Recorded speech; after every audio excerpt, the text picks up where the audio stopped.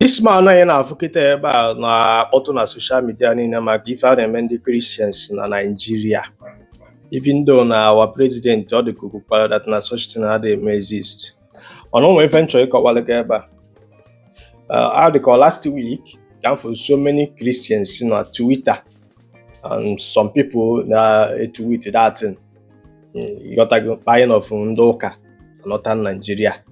Abụọ nọ na my house, I mean a lot of things. Because of the bandits and the Boko Haram, not the Christian, but the target. Now, when we enjoy Jogaba, or attack Ebuel Oka, no Guausa, or attack or be awful. Now, only I get an Abulonia Nigeria. Manonia want to carry that crusade, the guitar now, campaign that now, Nigerian Christians need justice. Now, I need to be protected from the government of Nigeria. Do you get my point? Now, okugidekwo man ke ndị Catholic amala na apụ ma ndị a na-egbu egbu. Na ajụkene onwe gị. Jụọ onwe gị isi ajụjụ. Since afọ a na-egbu ndị ụka na Nigeria, na Northern Nigeria, how many bishops can go on the street? How many reverend fathers? How many pastors? That's in the car now represent Christian. Can go on the street and now march on a peaceful protest because of buying of Christians in Nigeria? If you go such thing, do you know the reason why you have fear? Because on a Nigerian can. Na ndị gọọmenti mụ na gana abụ na alụ hand to hand ndị anọ ka aka ekpe na ụtụrụ ọhụụ na ife ndị religious leaders Nigeria na-eme. Religious leaders nọ ebe afọ na brainwash gị, that is na condition your mind for you to be submissive to ihe ọbụla ndị gọọmenti na-eme ka ị hapụ react. Do you get my point? Now government in the other way, in the other side, bịazie na-enye ndị church ego for church project.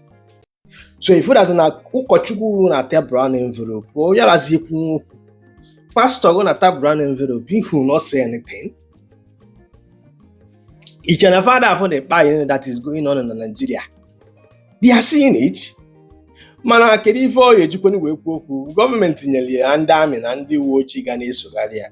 Gị nwa bụ chọọchị mugu na atụrụ ya ego fuel ọ na-amụ nkwada. Nyanwa oya balu o nwegoruru the kedafia bụ the privilege nyanwa iju na ọgwụ the 2 or 3 times yearly. Do you understand what I'm saying? So why would they be bothered? Na you are a church mugu. Do you understand? No, onye ọcha kịta na-abịa ife na-ekwuzi na na-akpa gị nwa bụ Christian. Why that Nigeria Christian leaders nọ na Nigeria are you not saying anything? Mpụtalụ mma na-agba gị ebe a. There's no God anywhere to protect or fight for you apart from human being, apart from government he protect you from insecurity, apart from government gị nye gị fan akpọ steady electricity ị ga-anọ n'ọchịchị, apart from government gị nye gị ezigbo ụzọ ị ga na-ama na pothole na-akwụ, apart from government gị iyi nye m na gị na-abụ prayer level ground, poverty ga na-anyụ anyị anya. Do you understand what I'm saying? Ọ bụrụ that na-enye gị electricity, if you electricity gị eme na Nigeria, gị nwa na-abụ a graduate can even create a job by yourself because na enwere steady electricity. Gị nwa bụ somebody lụchara ụlọ can tinye CCTV na be gị. I don't know if you get my point. So, but where there is no steady electricity, that country will not move forward. See, you go to steady electricity. If how can Nigeria economy and everything is well revive, but they will not do it because many of them are benefiting from this failed leadership, especially religious leaders. Look at it now. No chapter. Na Christian.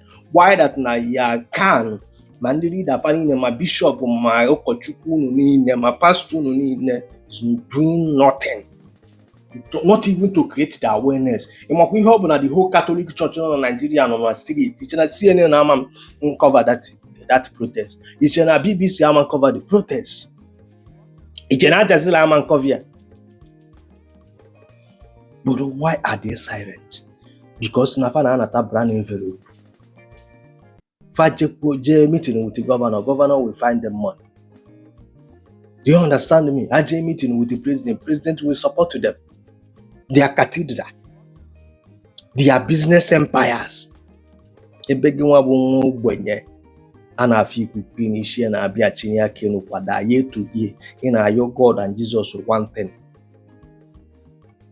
Ntị chiri ya n'ịzaghị ekpere.